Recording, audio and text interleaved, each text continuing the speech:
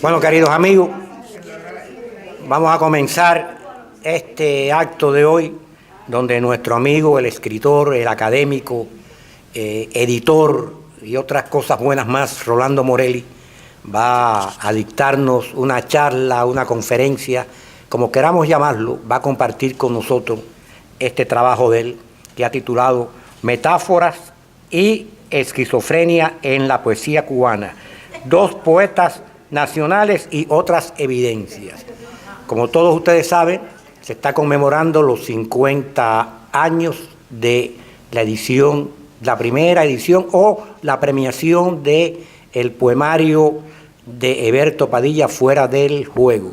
Pero para hablar de eso y para presentar a Rolando Morelli con un poquito más de información, tenemos aquí a nuestro amigo Luis de la Paz. Y también quiero decirle que en nombre del PEN Club de Escritores Cubanos Exiliados le damos las gracias a todos ustedes por la presencia, y esto forma parte de nuestras actividades mensuales, y este mes pues corresponde a Rolando Morelli con este trabajo.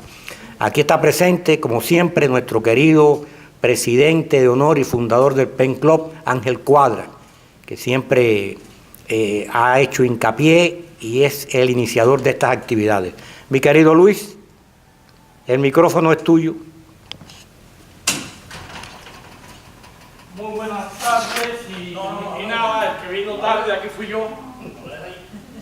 El que vino tarde fui yo y le pido disculpas, que la lluvia, es más, pensé que no hubiera tanto público aquí. Para el PEN Club es muy importante el evento que vamos a realizar esta noche o esta tarde, ya es que se ha oscurecido tanto con la lluvia. Es muy importante porque es el primero de una serie de actividades que se van a celebrar a lo largo del año por el 50 aniversario de la premiación y publicación del poemario Fuera del Juego de Eberto Padilla, un libro que dio origen a una serie de encuentros y desencuentros dentro del panorama cultural cubano en la isla, y que culminó desgraciadamente para Padilla y para muchos también en el encarcelamiento de Padilla con aquel caso Padilla del año 1971, donde hubo muchas delaciones, donde hubo muchos ataques, donde hubo muchas personas como Padilla, misma Belkis, que estuvieron tiempo bajo la seguridad del Estado. Quiero mencionar un detalle curioso. Hace 20 años atrás, porque el tiempo va muy rápidamente, Ediciones Universal publicó este libro, que era una edición conmemorativa por el 30 aniversario de Fuera del Juego. Y a mí me llamó mucho la atención durante la presentación de este libro, que fue premiado por un jurado internacional compuesto, no sé si tú vas a mencionar esos detalles, pero luego, perdona si se repite, por José M. Cohen, César Calvo, José Lezama Lima, que también le acarrió varios problemas, José Z. Talet y Manuel Díaz Martínez, que este último, no sé si los demás, queda alguno más vivo, pero sí sé que Manuel Díaz Martínez reside en Islas Canarias y fue uno de los que premió el libro y también trajo como consecuencia. Yo traje también, a modo de curiosidad, el recordatorio del funeral de Eberto Padilla, que yo lo guardo aquí en este libro como algo importante, de la misma manera que tengo una nota aquí escrita de la entrevista telefónica que le hice a José Campanter, que vivía allá en Auburn, Alabama, donde murió Padilla, para hacerle las preguntas básicas para una entrevista que le hice, que en aquel entonces publiqué en Diario Las Américas cuando escribí allí. De manera que este libro juega un papel muy importante dentro del contexto literario cubano, porque marcó, al igual que Palabras de los Intelectuales, un antes y un después dentro de la literatura cubana y del rigor y de las exigencias. Tan es así que después del caso Padilla vino lo que se llamó el Congreso Nacional de Educación y Cultura, que sentó pautas mucho más radicales. Pero la literatura y el caso Padilla no es solo el premio fuera de juego, el detonante de toda la debacle cultural cubana. De eso y de mucho más no va a hablar hoy Rolando Morelli. Rolando Morelli es una de las figuras más autorizadas de la literatura cubana, un gran conocedor y investigador y profesor. Leer su bibliografía dará fechas y dará lugares y títulos y reconocimientos, pero lo que resume la labor de Morelli es su creatividad, su labor investigativa y su constancia dentro del panorama cultural cubano, acá del exilio fundamentalmente, donde llegó en el año 80 durante el éxodo de Mariel, destacando y resaltando los valores de la literatura cubana. Por eso me voy a abstener de leer la biografía de Rolando, porque hablé más quizás de lo que debí, y solo quiero darle las gracias por haber venido desde Filadelfia, y te cedo los micrófonos.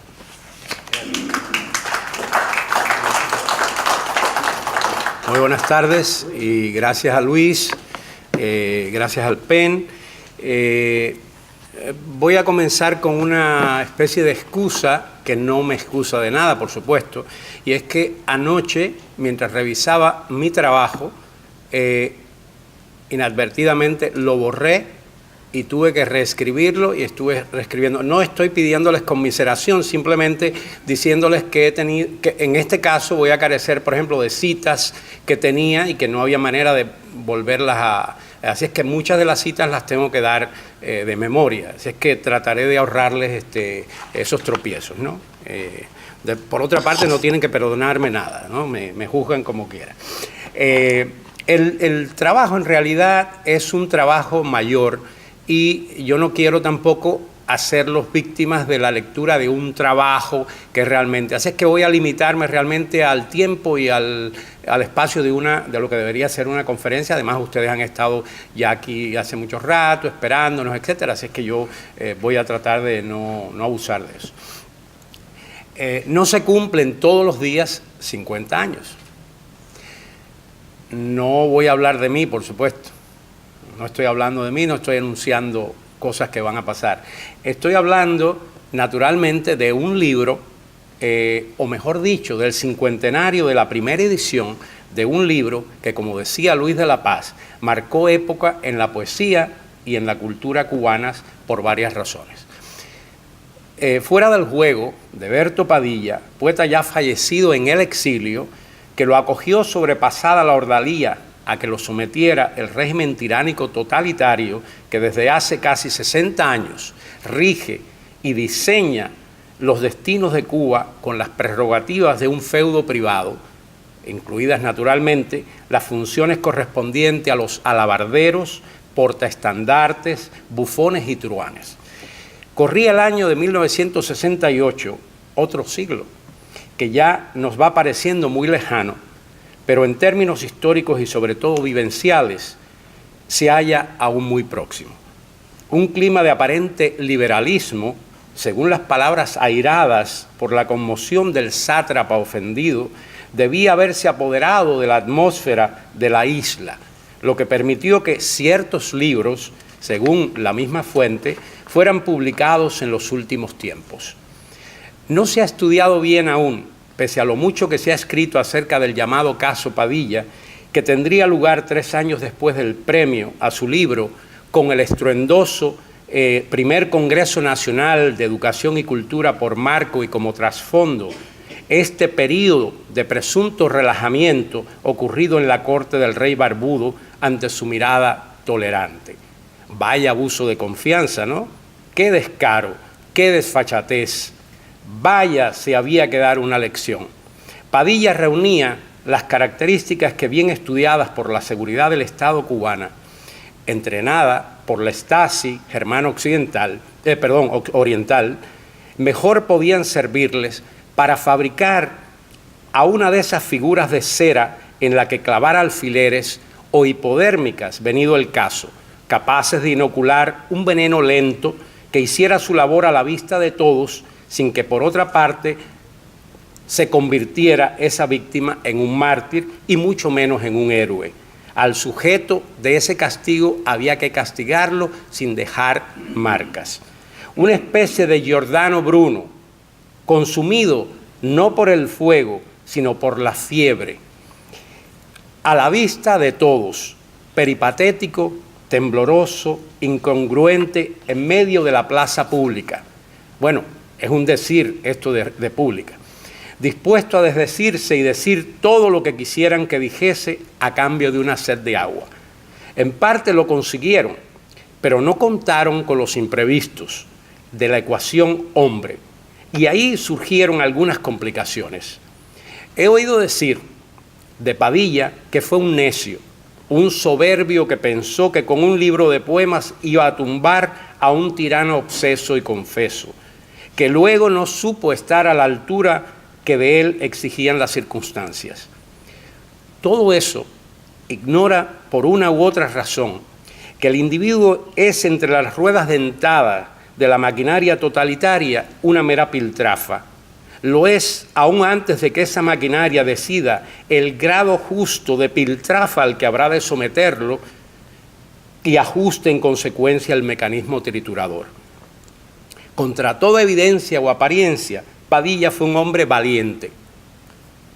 Oportunista, si se da al término un sentido exacto, es decir, aprovechó lo que tuvo por un momento favorable para asomar la cabeza y consumir oxígeno.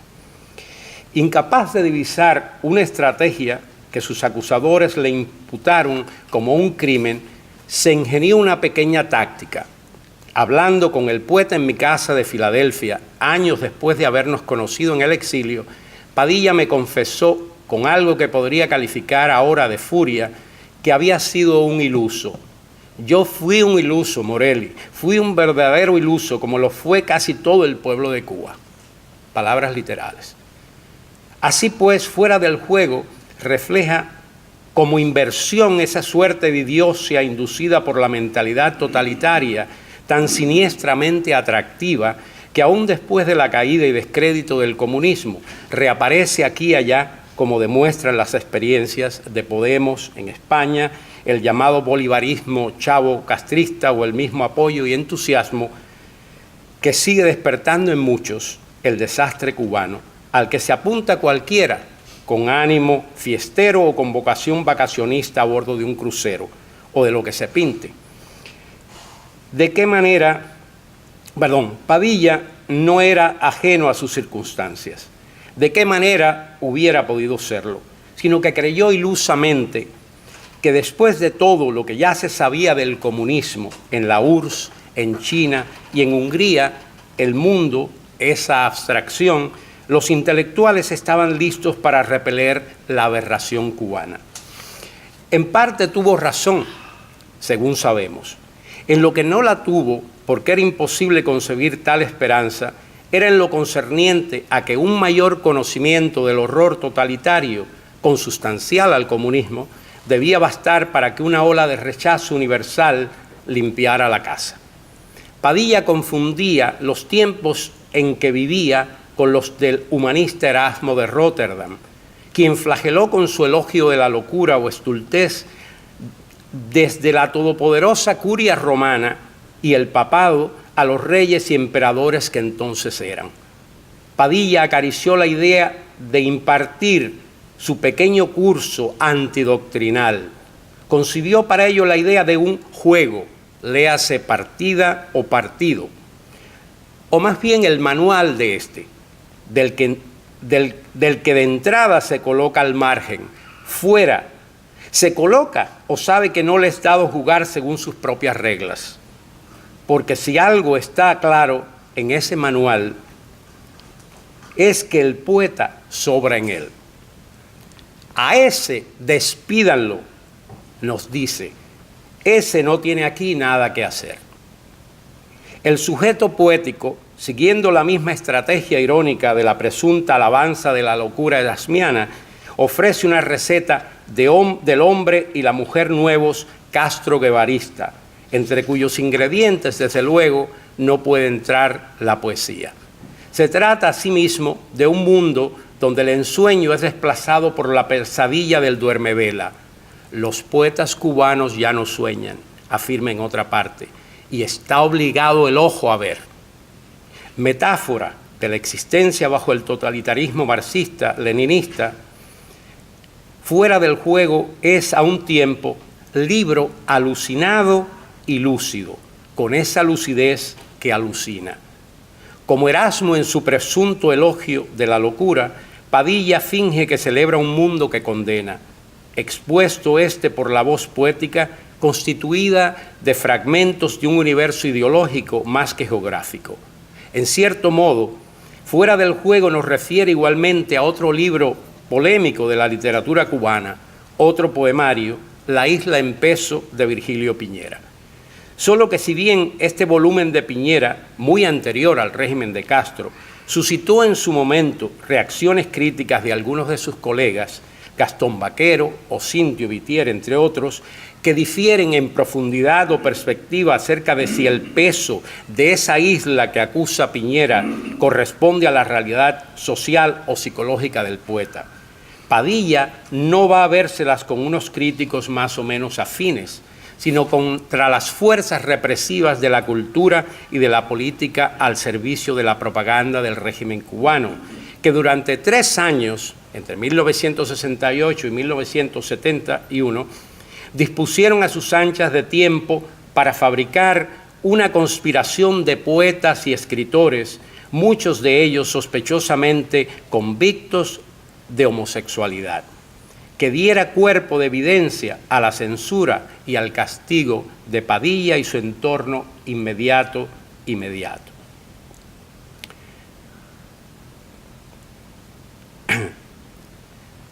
Tras el mal llamado caso Padilla, cayó en peso sobre la isla, es decir, la isla de Piñera y la de Padilla, por igual, un pesado telón gris que no duró 5 años, según algunos defensores a ultranza del régimen han llegado a afirmar. Ni siquiera una década, porque desde mucho antes de unos hechos que se atribuyen a Padilla y después de concluida la década aciaga que va del 70 al 80, había caído ya otro telón sobre el país todo, un telón de acero provisto cortesía de la Unión Soviética y el mundo comunista, en franca complicidad con muchos en Occidente o con la anuencia de este. Para escapar a un linchamiento real que llegó a ser el anuncio de una muerte anticipada por el mismísimo Ernesto Che Guevara, tuvo que escapar de Cuba bajo protección diplomática el poeta y periodista Gastón Baquero, muy al comienzo de la Revolución.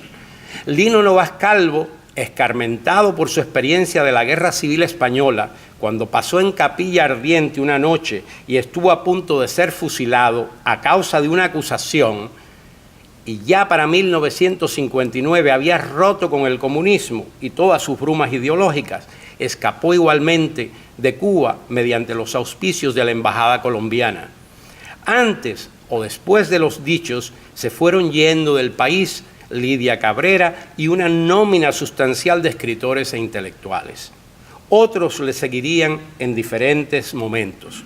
Incluso entre los que eran jóvenes entonces y como mejor pudieron, se marcharon de Cuba Matías Montes Huidobro, José Mario, Luis Agüero. No voy a hacer la lista o sería componer otro diccionario alternativo al existente de la literatura cubana. Agustín Acosta, poeta nacional de Cuba desde mucho antes de su consagración por el Congreso de la República en 1953, hombre de clara trayectoria en la izquierda nacionalista, opositor a Machado, se hubiera marchado antes de lo que logró hacerlo, de permitírselo las autoridades cubanas. En el caso de Acosta, como en el del gran compositor, arreglista y director de orquesta Gonzalo Roy, que tuvo menos suerte que el primero, se revela otro factor del comportamiento totalitario. Despojado de facto de su condición de poeta laureado por los comunistas del viejo Partido Socialista Popular, muy al comienzo del proceso, para colocar estos laureles sobre la cabeza de Nicolás Guillén, uno de los suyos, las autoridades cubanas se negaban a otorgar al poeta destronado el permiso para emigrar. Resulta desconcertante para la mente sana explicar esta lógica de sabandija que se aferra al cadáver de quien se ha declarado tal. Como decía, Acosta consiguió finalmente salir para morir en el exilio pocos años después. No fue el caso del maestro Roy y el de tantos otros que desconocemos. Cuba ha debido ser el único país con dos poetas nacionales a la vez, vale decir, vivos y residentes ambos en la misma ciudad. Acosta y Guillén. El sueño de la razón inducido por el totalitarismo produce monstruos a la luz del día que los comunistas y los tontos útiles erigen en monumentos a la racionalidad. Intelectuales y artistas de valía muchas veces han caído y siguen cayendo en esta somnolencia, adormecidos siempre por la promesa de un mundo mejor, arrullados a veces por el vaivén de palmeras distantes que son, haciendo una paráfrasis de Faulkner, el espejismo de salvaje contextura.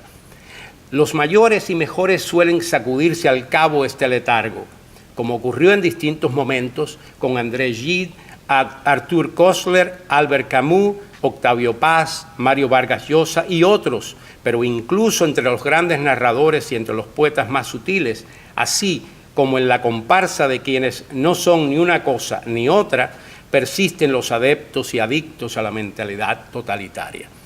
Pablo Neruda sería un destacado ejemplo de esta pertinacia, pero no el único.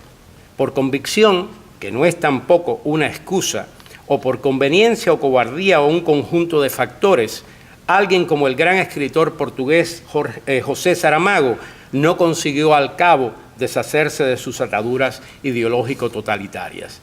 Hay casos desconcertantes y casos en que los extremos se tocan. No sería posible sino mencionar unos pocos.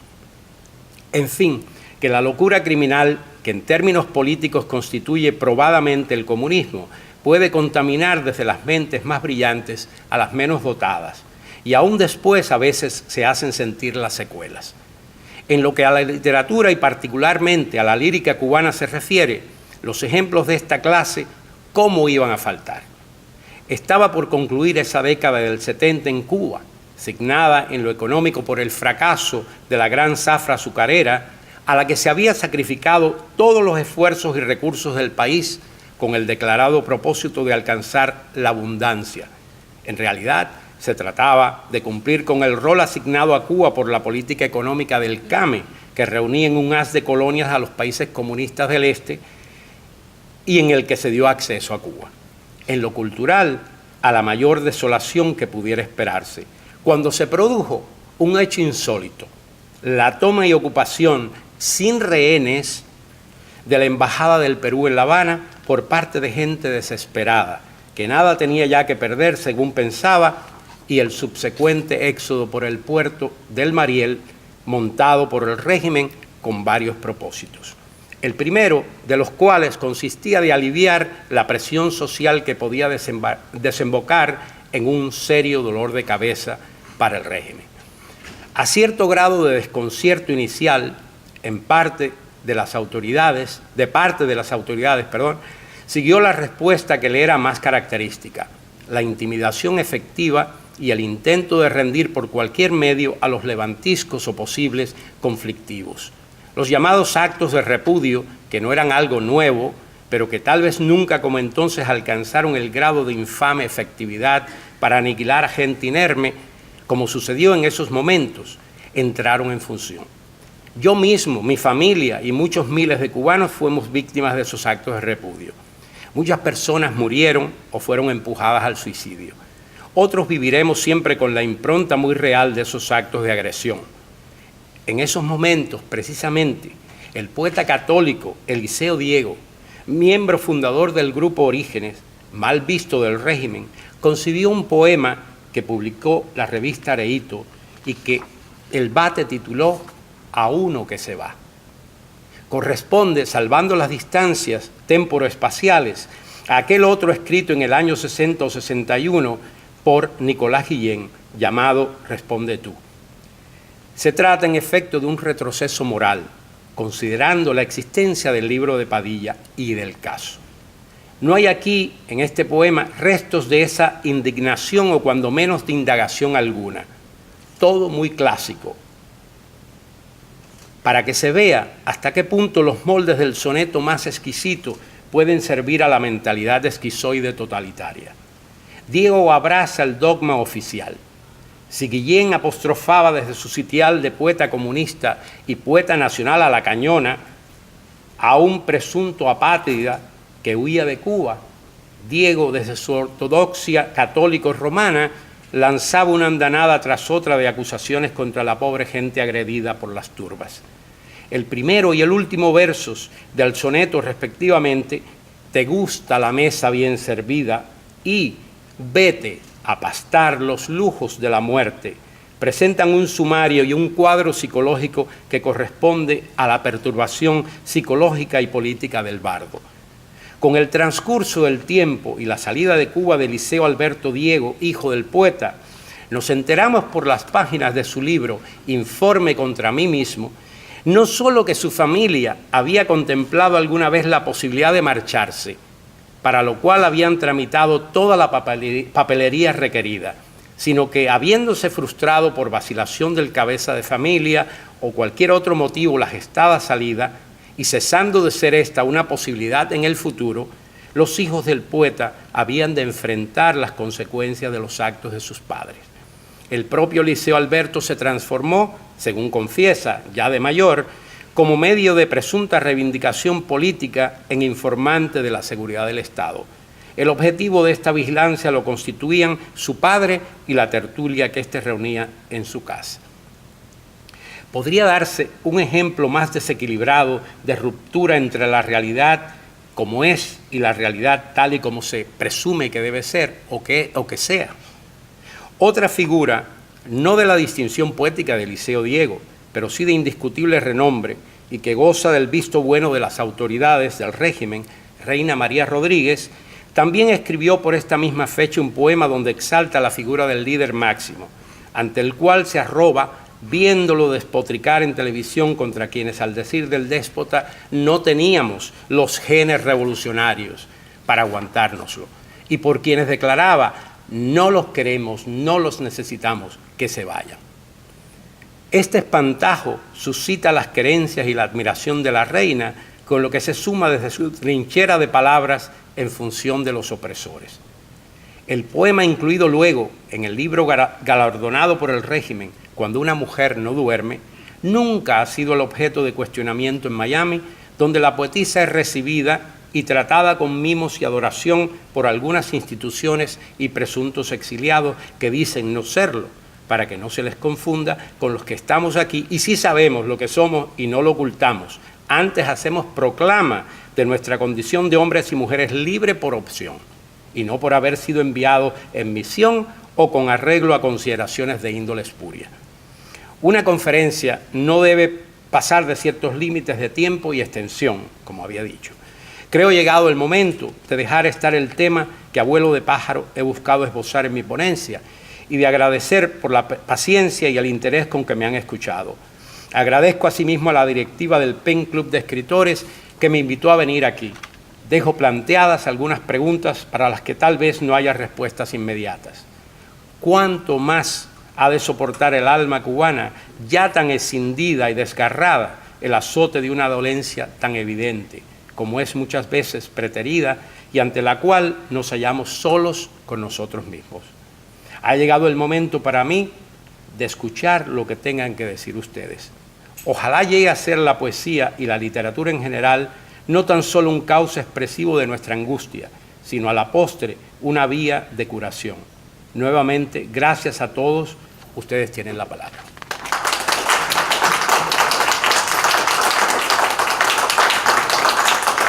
Sinceramente, escuchando a Morelli, nos viene una cantidad de preguntas formidables. Yo las tengo, pero yo quisiera que fueran ustedes los primeros que hablaran con este Morelli, porque el caso Padilla fue un caso bien elaborado y bien planificado por la seguridad del Estado. Y Padilla fue un conejillo de Indias. Jorge Edwards, el diplomático chileno, que por aquellos tiempos estaba en La Habana y compartió con con Padilla, con Lezama y todo este grupo de intelectuales, en la primera edición de su libro Fuera del Juego, dice que se lo advirtió a este Padilla. Lo que te viene para arriba es grande. Tienes que prepararte o tienes que tomar una determinación. Y Padilla no lo hizo y fue víctima de todas aquellas cosas. Pero bueno, ¿alguien tiene algo que decir? Como Morelli. Yo tenía una pregunta, pero es como al final, el epílogo, porque viene... El alma cubana, usted dice que cuánto más tiene que existir. El alma cubana no la arrancamos nosotros y la llevamos con nosotros al exilio, al extranjero, y queda poco del alma cubana regada en pedacitos de cuerpos, porque ya el alma cubana yo creo que no existe. La llevamos nosotros los que quedamos, que salimos en la edad de los 20 y creíamos que los pobres viejos se morían sin llegar a Cuba, y ya nosotros estamos allá en casi 100 años. Y pienso eso, ¿qué queda del alma cubana?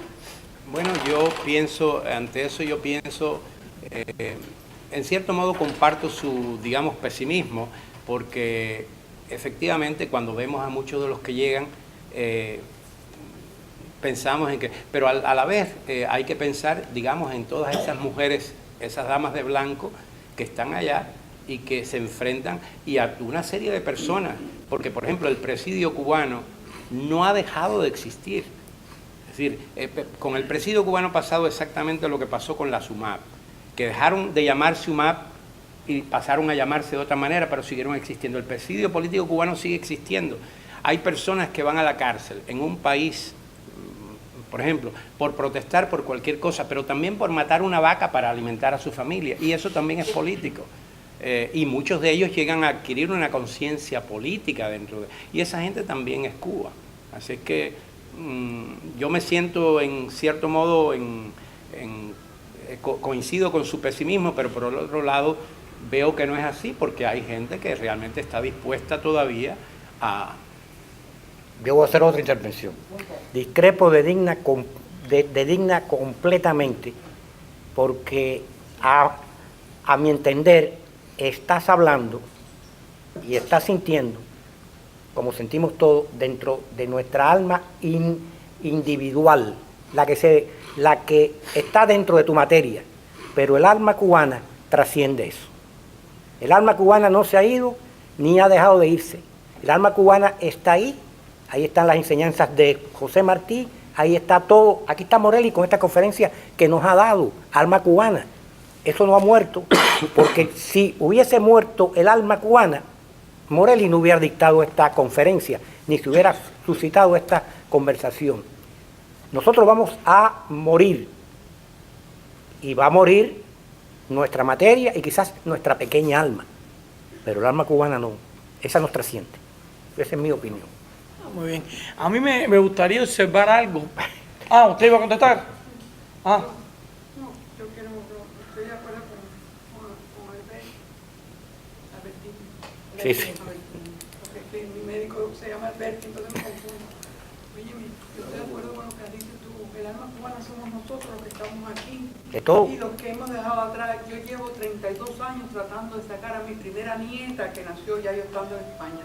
Y no he podido porque no le han dado la carta no sé cuánto en Cuba o el visado, y ya se ha casado, se ha divorciado, tiene 2 niños que son mis bisnietos que no conozco, ni a esa nieta de 30 y pico de años no la conozco, ni ella a mí, porque yo no he podido ir a Cuba, ni voy a ir, y menos después de trabajar también en Radio Martí durante varios años.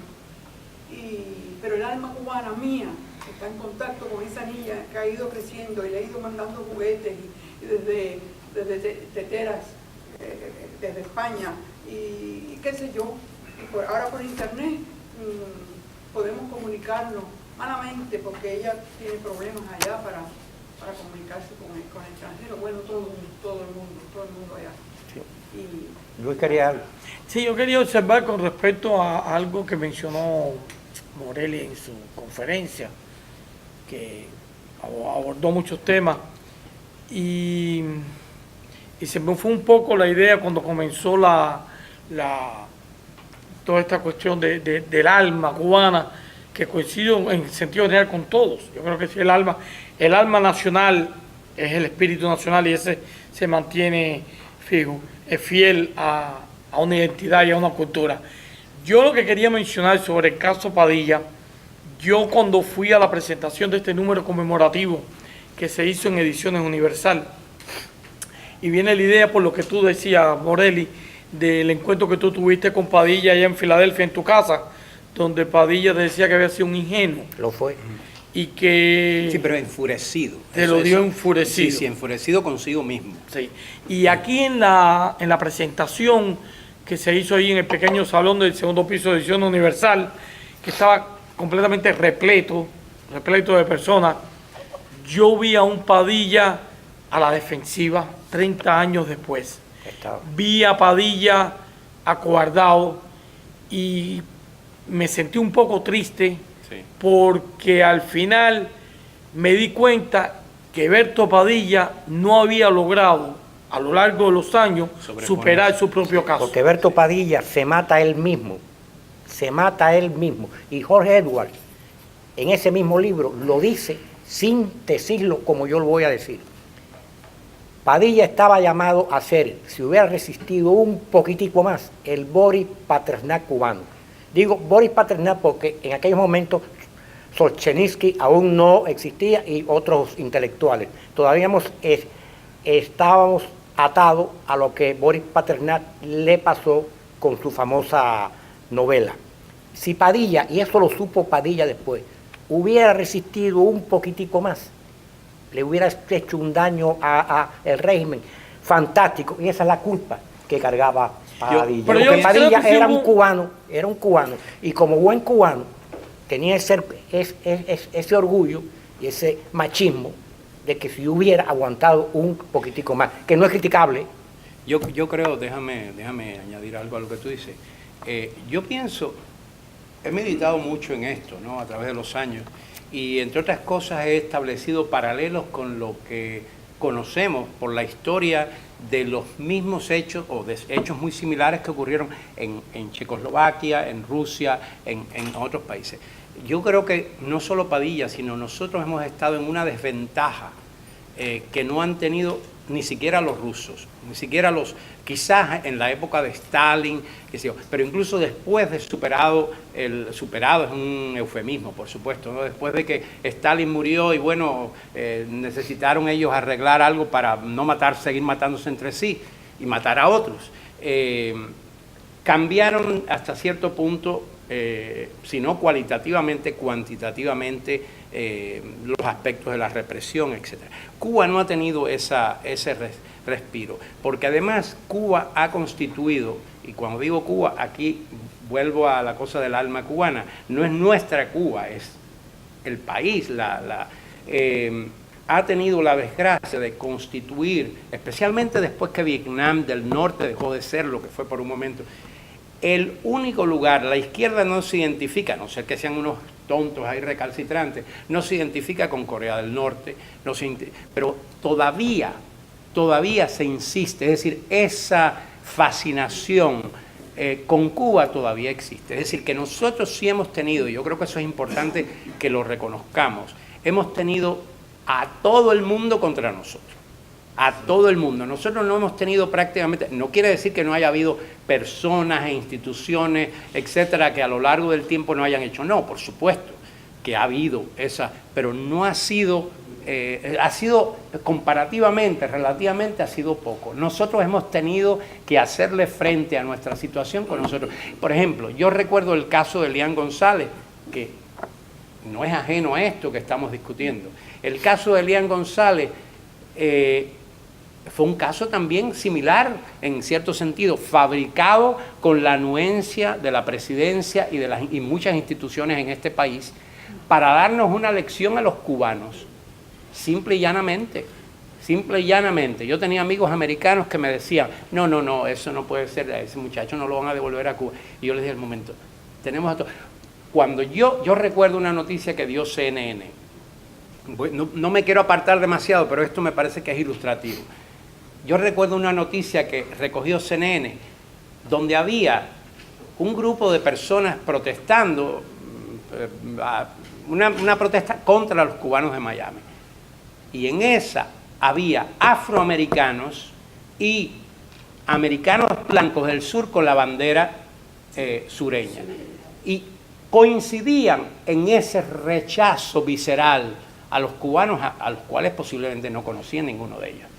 Pero es decir, que la maquinaria de fabricar calumnias de que hablaba Cabrera Infante ha sido no solo tan sistemática, sino tan eficaz, porque es una maquinaria que se nutre, sabemos, de lo peor del ser humano en cualquier parte.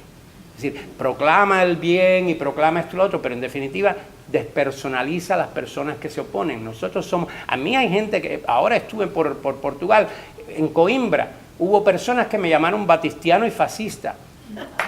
Todavía. A esta altura. Menos mal que lo que pasó fue que hubo estudiantes, la gran mayoría, que se opusieron y los echaron. Y eran, la mayor parte de ellos eran latinoamericanos, brasileños, que se llaman lulistas y ¿cómo es? Paulistas y no sé qué, todas esas cosas. Entonces, yo creo que realmente en esto mi amigo Albertini y yo vamos a estar un poquito en desacuerdo. Yo creo que Padilla no podía aguantar, simplemente no podía. Además, el mismo Pasternak no aguantó, tuvo que renunciar a su premio. Y después han salido a relucir cosas que por años no se sabían, de todas las presiones que tuvo que aguantar y de cómo él... yo creo que simplemente Padilla no aguantó. Ahora, el otro extremo de eso es la cuenta que le pasó eso precisamente a Padilla. Porque Padilla sí quizás se vio a sí mismo en algún momento como una figura que iba con ciertos visos heroicos. Y realmente la realidad, ahí estamos hablando otra vez de esa disociación entre la apreciación de lo que es real y de lo que uno puede... Y la maquinaria totalitaria, señores, lo sabemos todo, y el que más ha vivido allí... Y lo provocaron desde el 68 a el 71, como decimos en buen cubano, le hicieron 30 cámaras. Y le permitieron una serie de cosas, lo grababan constantemente. Hay una anécdota de que en una habitación de El Riviera, estaba Jorge Edward y otra serie de cosas, y él le dijo, él estaba de trago, entonces esto está en la primera edición de Fuera del Juego, del libro de Edward, persona no grata. Él mirando hacia donde se suponía que estaba la cámara grabando lo que era cierto, le dijo a Barbarroja, ¿cómo se llamaba? Piñeiro. A Manuel Piñera, sé que me estás grabando y tú eres un hijo de esto y tú eres lo otro y tú. Entonces, Edward le dijo, no hagas eso, que te va a pesar lo que estás haciendo. Te van a ir arriba, y cuando llegó el año 71 le fueron arriba con todo eso. Pero yo quisiera Lo provocaron, lo hicieron porque él pensó, en cierto momento creo yo, que él ya estaba un poco intocable. No estaba intocable. Está la historia esa de que él andaba estaba escribiendo una novela y andaba con la copia y tenía copia aquí. Todos ellos lo sabían, no estaban los manuscritos, la copia, no estaba todo. Bueno, en su autobiografía entonces, él narra que salió y en el aeropuerto le entregaron una bolsa con el manuscrito. Eso lo trajinaron. Pero Bertini, déjame hacer una observación antes de darle paso también al público, tenemos que hacer más preguntas. Todo eso que se ha hablado aquí es cierto, pero también hay que verlo en varios ángulos. Uno, Padilla no aguantó, se sentó las bases para un periodo de represión cultural. Para un nuevo. Sí, porque habían comenzado primero con palabras de los intelectuales. Un nuevo represión cultural. Se estableció también un patrón a partir de ese momento de un realismo socialista literario extremo. Pero a su vez, y es el otro ángulo, la otra mirada posible, la intelectualidad latinoamericana que estaba obnubilada por el castrismo, de repente empezó a ver que el castrismo no era eso que ellos habían pensado y que habían apoyado. Pienso en Vargas Llosa, que fue uno de las personas, incluso el mismo Cortázar, aunque después... Carlos Franqui rompió. Carlos Frankel rompió en esa época. Está la primera y la segunda carta de los intelectuales internacionales apoyando el caso Padilla, los problemas de Padilla. O sea que, desde el punto de vista histórico, ya vamos más allá del caso individual, desde el punto de vista histórico, yo creo que hizo un aporte para que hubiera una visión negativa sobre la persecución intelectual. Fue fantástico, pero como decías tú, que él estaba a la defensiva cuando tú lo viste, porque era un hombre y era un cubano, los cubanos somos así.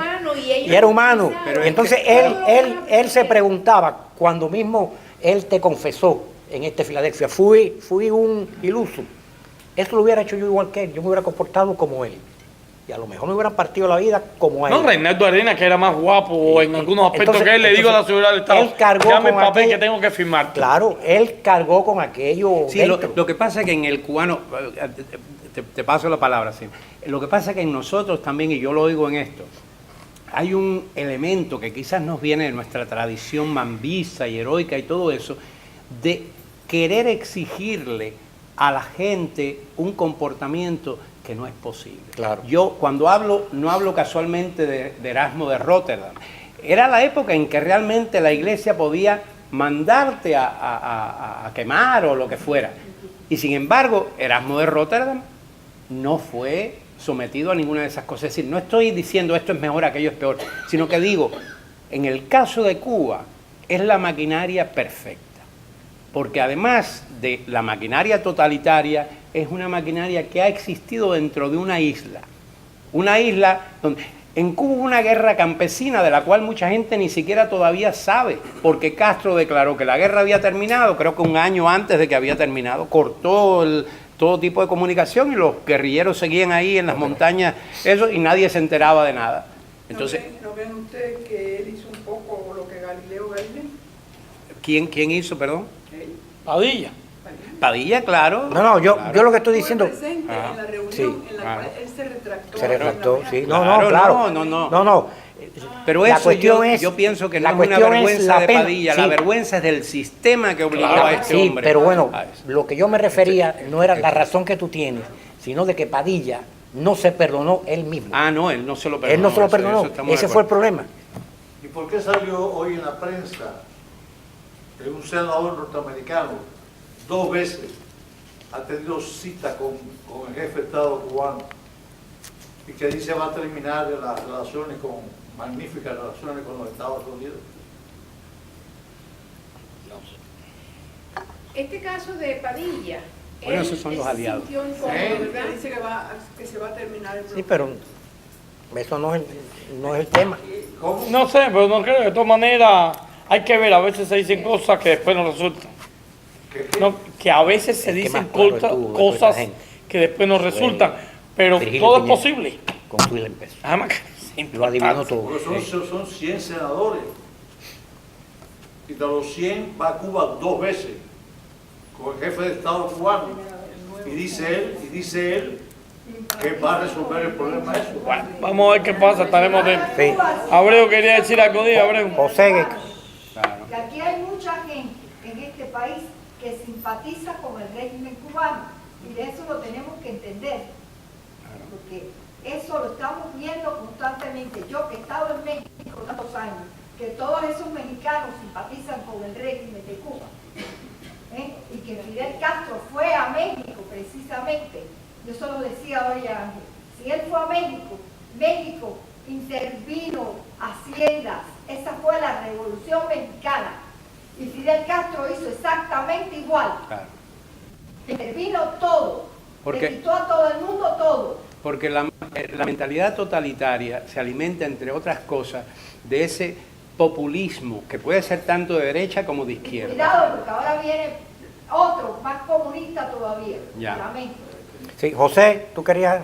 Sí, yo quería apuntar que independientemente de la retractación de Padilla, que hace 50 años ya después del juego, dentro de unos años pocas personas recordarán eso. Lo importante para mí es que el libro Fuera del Juego sigue manteniendo una vigencia extraordinaria. No, eso marcó una época. Esos poemas de Fuera del Juego tienen una vigencia tremenda. Recuerden que que fue el libro posterior a El justo tiempo humano, que hasta el título ya indicaba que el justo tiempo humano era el justo el tiempo de la revolución. Sí. A pesar de que en ese libro tenía poemas como Dones, que es un poema clásico ya prácticamente de la literatura cubana.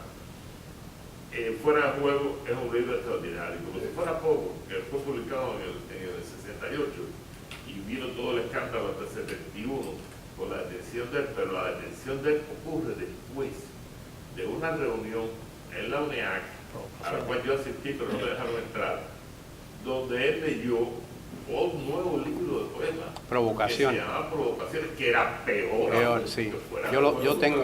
Así fue. Ahí fue donde lo aguantaron mal, lo detuvieron y lo tiraron para Villamarita con la mujer. Sí. Y empezaron a presionarlo allí. Es bueno que hayas recordado eso porque Sí, es efectivamente, verdad que pasó así. además el título es no puede ser más Provocaciones. y realmente el Sí, libro sí, los es puede. una provocación, Sí. Eso Y hasta el es título. Claro. Pero yo creo que es importante que no perdamos la perspectiva de que, primero, el hombre, el poeta que escribió esos poemas, era un ser humano. Claro. Claro. Es decir, vulnerable ante una maquinaria, porque a veces yo siento, y he sentido en muchas ocasiones, que aunque que no comprendemos o no nos resignamos a que no haya sido un héroe. Y yo creo que cuando veamos eso, debemos decir, pero es que no podía ser un héroe. No podemos exigirle a alguien que sea un héroe. Ha habido otros, ha habido héroes. No es héroe. ¿Eh? Él no es héroe. No, exactamente, pero no podemos pedirle que lo sea. ¿Por qué? Era un ser humano. Ha habido otros que sí, ha habido otros que sí lo han sido. Es decir, pero bueno, yo creo que debemos poner el énfasis justamente en eso, en el significado, en la valentía que evidentemente tuvo, aunque después ya le hayan faltado, le hayan No, flaqueado pero las piernas. esto es lo de menos, porque eso es normal. Pero yo lo que me refería era a que la pena que a mí me da es que él no se perdonó. Ah, no, por supuesto. No, no Porque se bueno, Él no se perdonó nunca. porque, Él no superó su propio caso. No. bueno, claro, Esa es la pena que a mí me da. Hay un ejemplo. Yo pienso que él fue lo que le hicieron el producto de la maquinaria que ya estaba establecida por la Unión Soviética y la implantaron en Cuba. Y él tuvo que sufrir todo eso. Pero recuerden que José Martí vino a morir en Dos Ríos porque cuando él escribía y luchaba, no todo el mundo estaba de acuerdo con lo que él hacía. A él lo criticaban, contra él había 1000 opiniones porque decían que sí, que es muy cómodo hasta acá. Él se inmoló porque en la época, que es lo que no pudo hacer Padilla, Ese no hubo la arrastre. oportunidad. Mira. José Martí dijo, yo voy a demostrarlo con mi vida. Y él entró, porque fue muy polémica la ida de Martí a Dos Ríos, a salir por Oriente a pelear, porque el primer día que salió, vestidito de limpiecito, y él decía, aquí vengo, y lo mataron. Lo que le faltó a Padilla fue eso, porque no tuvo la oportunidad, porque el reino es dominante, que domina la mente y el espíritu de las personas que están allá, y ellos lograron triturarlo y ponerlo en baja. Cuando este señor salió, ya él no tenía. El problema es que ya Padilla, lo habían digna, inutilizado. Padilla era y sigue siendo un cubano más. Y los cubanos no nos perdonamos eso nosotros mismos. Hay que Y eso le pasó a él. Hay que hacer, pero hacerlo valer. otro caso Porque sería arrastramos el de eso Heredia. de este José Martí. El de Heredia sería otro caso. A Heredia todavía, los que se acuerdan de él, porque ya también Heredia ha pasado a... yo recuerdo en una conferencia en Cuba que alguien le reclamó no haber mencionado a Heredia al conferenciante y dijo, ese no fue ni siquiera consecuente con su clase y su momento. No, así, no, no, sí, no, así que, bueno, pero Era un José Martí señor, Heredia. pero Heredia, el propio Domingo del Monte, yo he visto esas cartas y esos documentos, Domingo del Monte le reprochó, lo llamó el ángel caído. ¿Por qué? Porque aceptó, en primer lugar, es verdad que Heredia no fue un revolucionario, eso es verdad. Heredia era un romántico y de palabras se envolvió en una conspiración, pero él no tenía realmente ningún papel en esa conspiración. Al final lo denuncian, se tiene que esconder en Matanza, en la finca de este amigo suyo, y tiene que irse de Cuba al cabo del tiempo. Y entonces se fue a México. En México, ¿qué vio? El horror de la revolución triunfante en México, de los revolucionarios. Tuvo que defender con mucho valor a los españoles que querían, a muchos de ellos los querían echar y todo eso. Y él se atrevió a defender a esos españoles, ¿verdad? Entonces, cuando se casó allí con una mexicana, tuvo sus hijos y luego ya estaba muy enfermo y su madre le pedía incesantemente, madre típica cubana, le pedía, por favor, ven a verme, esto y lo otro, desconociendo, por supuesto, todo lo demás, ¿no? El intríngulis de cómo se podía. Y al final él le escribió una carta al gobernador, al capitán general, y el capitán general vio, servida así en bandeja de plata, la oportunidad de demostrarle a los cubanos que mira, esta figura de ustedes, mira, viene aquí. Y claro, en ese momento, Domingo del Monte lo llamó el ángel caído. Bueno, luego Domingo del Monte también se tuvo que ir a España y le pasó algo parecido. Pero mientras a él no le pasó eso, y el dominio colonial de España palidece en sus horrores, que serían, por ejemplo, de ciertos gobernantes como, ¿cómo se llama? El que hizo las concentraciones. Weyler. Valeriano Weyler. Palidece en comparación con lo que se ha hecho en Cuba de 1959 y lo que se sigue haciendo ahora. Y eso es algo que los mismos cubanos a veces no tenemos, perdemos la perspectiva, que son dos cosas. Es decir, la gente es la misma, tenemos todo ese romanticismo, Mambí y todo eso, pero ya no encajamos porque esa maquinaria es otra. Nosotros no funcionamos porque tenemos todos estos sentimientos y la familia y todo, pero somos anacrónicos, los de aquí y los de allá, dentro de esa maquinaria. ¿Cuál es el propósito de esa maquinaria declarado? Formar el hombre y la mujer nuevos. Es decir, Es una birria. Realmente, entonces...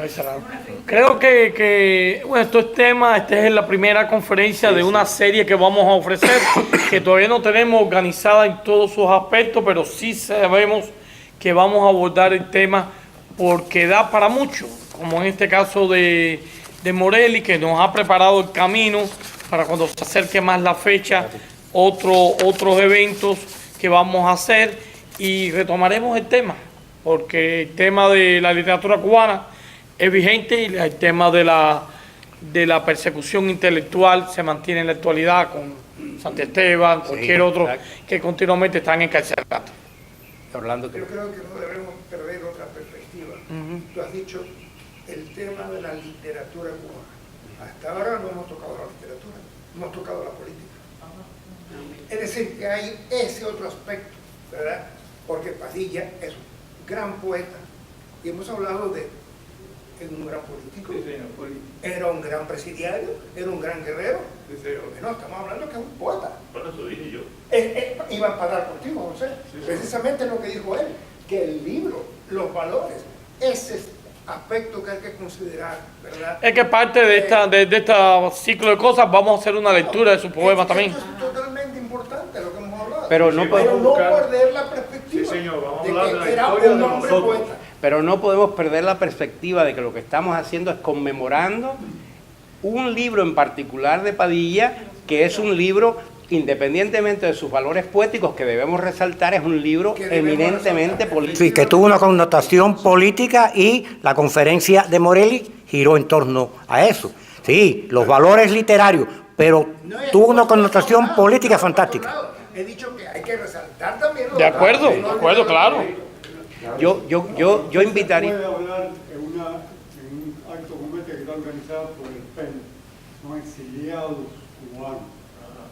Políticos, no queda más remedio que mezclar la política. No, es que la política la mezclaron los que no debían con la literatura y la cogieron, como decimos en buen cubano, para el trajín. La literatura cubana, los castristas la cogieron para el trajín y la siguen cogiendo. Yo pienso como los griegos que la la literatura también es política. Todo lo que tiene que ver con la vida, político es todo. todo, exactamente. Entonces yo Criar una familia, un acto... claro. Entonces, yo lo que quisiera es sugerir, Ángel, yo te voy a dejar hablar no, todo lo que él quiera.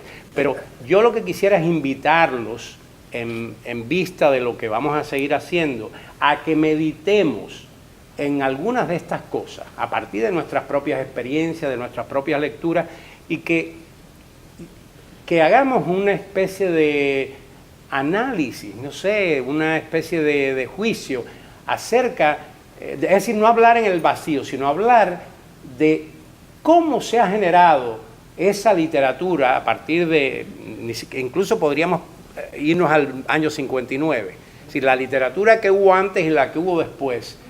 Y yo creo que sería de mucha utilidad si reflexionáramos acerca de eso para comparar, ¿no? Y entonces yo creo que incluso tendríamos una visión mucho más justa y más clara de la actuación política y literaria de un hombre como Padilla. Ángel. Sí, porque tenemos que resaltar una peculiaridad que tiene la literatura, que ha recogido en todas sus etapas los problemas políticos de su país. Claro. Porque sí, Heredia, pero Cenea también lo hizo. El mismo Martín, ¿cómo fue? Claro. Y que ahora Padilla lo haga, es una continuación de una especial característica que tiene la literatura cubana, que refleja esos momentos de la historia. Por tanto, la literatura cubana ayuda, y la poesía cubana ayuda también a clarificar el proceso histórico, en el cual Padilla es un peón importante. Esta fue la mirada histórica del evento. La mirada ¿no? histórica. De lo que significó ese. Yo quisiera, Bettini, que aquí tenemos a Bruno que tiene una memoria prodigiosa y que se sabe varios poemas de Padilla de memoria aquí de fuera de juego, que diga menos uno. José, ¿Quieres decirlo? ven para acá, José, ven, dilo aquí, dilo desde el micrófono. No, ven para acá. No tengas miedo escénico. Ese libro fue fundamental en mi juventud y todo el grupo de personas que empezamos a acercarnos a la literatura, lo adorábamos. Después lo odiamos cuando se retractó. Claro, ahí está el lo cubano. entendía. Ahí está el cubano. Mi amigo, Y es lo que dice Ángel, que ha estado muy ligada la literatura. mi amigo Pepe Carpenter decía, hablando de Auburn, Alabama, donde él vivía, cuando yo le dije, no, pero aquí es muy bonito, qué sé yo, cuando yo le dije, me decía él, haciendo alusión a la película Hiroshima Mon Amour de Alain Resnais, decía, tú no conoces Hiroshima. Me decía, refiriéndose a Auburn. Y yo le digo, ustedes no conocen Villa Marista. Después que tú estás en Villa Marista, que sabes que eres un pelele de ellos ahí, que pueden desaparecerte, tenerte 100 años, hacer lo que tú quieres y no hay abogado, no hay nadie que ni siquiera se entere que tú estás ahí. Tú firmas todos los papeles que te diga que firmes. Después cuando salgas, tú dices, bueno, si salgo vivo, niego todo eso que dije ahí. Ahí, bueno, voy a decir uno contigo de Padilla que se llama Instrucciones para ingresar en una nueva sociedad. Claro. Imagínense el efecto de ese poema para esa gente. Lo primero, optimista. Lo segundo, atildado, comedido, obediente. Haber pasado todas las pruebas deportivas. Y después, andar como lo hace cada miembro. Un paso al frente y 2 o 3 atrás, pero siempre aplaudiendo. Eso se llama Instrucciones para ingresar en una nueva sociedad. Y él decía que no era un poeta del porvenir. Y escribió un poema así que se llamaba, dice, no fue un poeta del porvenir. Dirán un día, él no tuvo visiones que puedan añadirse a la posteridad. No poseyó el talento de un profeta. No encontró esfinges que interrogar, ni hechiceras que leyeran en la mano de su muchacha el terror con que oía las noticias y los partes de guerra. Definitivamente, él no fue un poeta del porvenir. Habló mucho de los tiempos difíciles y analizó las ruinas, pero no fue capaz de apuntalarlas. Siempre anduvo con cenizas en los hombros. No fue la primera ni la última figura de un cuadribio. Octavio Paz ya nunca se ocupará de él. No será ni siquiera un ejemplo en los ensayos de Retamar, ni Alomar, ni Rodríguez Rivera, ni Huichi el pelirrojo se ocuparán de él. La estilística tampoco se ocupará de él. No hubo nada extralógico en su lengua. Envejeció de claridad. Fue más directo, que un objeto. Muchas gracias.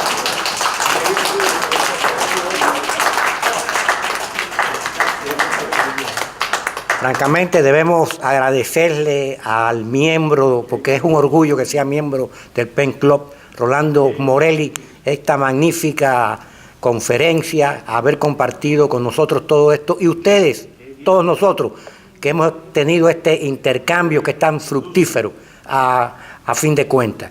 Así que este es el inicio, como lo anunció Luis de la Paz, de una serie de eventos, de encuentros, de conferencias que vamos a tener en torno a afuera del juego y al caso Padilla.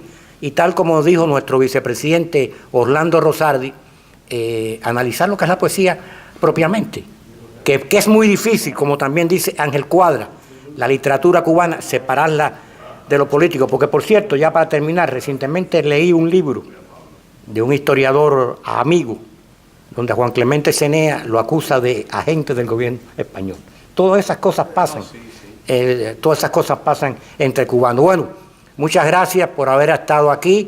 Estamos muy contentos por esta magnífica conferencia de Rolando Morelli, que ha venido expresamente desde Filadelfia, y la acogida y la resonancia que ha tenido entre todos nosotros, a pesar de la tarde de lluvia. Pero esto se ha llenado de sentimiento y de creatividad y de cosas tan bonitas como nuestra querida Digna, cuando habló del alma cubana, que se suscitó un pequeño reflexión filosófica entre todos nosotros. Porque, bueno, pues muchas gracias y ha sido un placer compartir con todos.